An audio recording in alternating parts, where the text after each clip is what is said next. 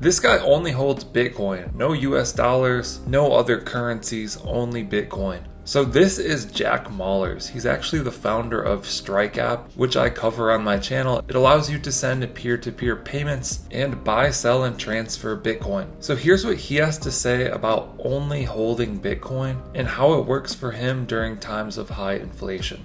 So what I do, I only own Bitcoin and I spend on credit.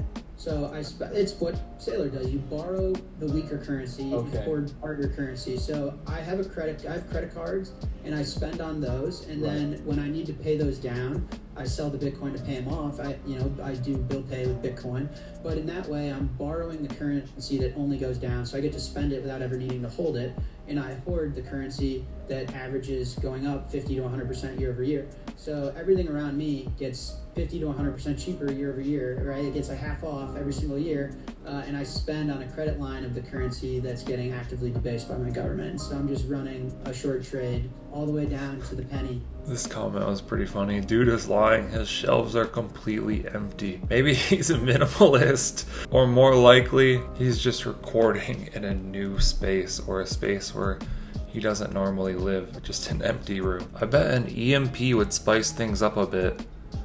I mean, an EMP isn't gonna take down Bitcoin. I don't know why people think that. Ponzi scheme.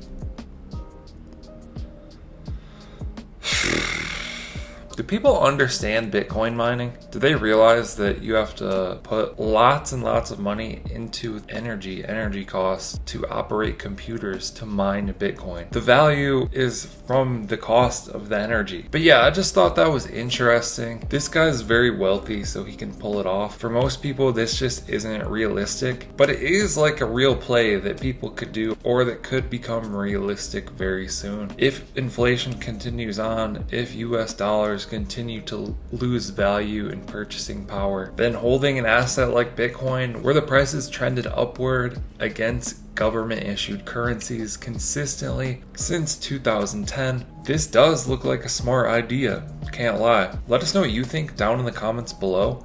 Like and subscribe if you want to see more videos like this. Thank you guys for watching. I'll catch you in the next one.